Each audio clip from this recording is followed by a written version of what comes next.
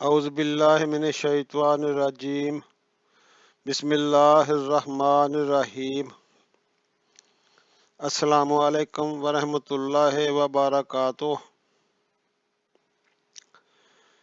ناظرین، آج میں آپ کو قرآنی دعاؤں میں سے ایک دعا بتانے لگا ہوں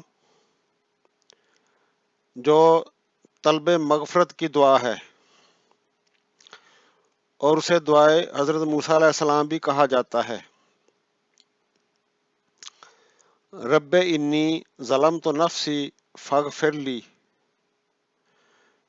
اس کا ترجمہ ہے کہ اے میرے پروردگار، میں نے خود اپنے اوپر ظلم کیا، تو مجھے معاف فرما دے۔ یہ سورت قصص کی آیت نمبر 16 ہے، اور حضرت موسیٰ علیہ السلام نے دعا مانگی، اور آگے اللہ تعالیٰ اسی آیت میں فرماتے ہیں فاغفر اللہ انہ هو الغفور الرحیم۔ اللہ نے اسے بخش دیا، وہ بخشش والا اور بہت مہربانی والا ہے۔ سبحان اللہ، وما علینا الا البلاغ المبین۔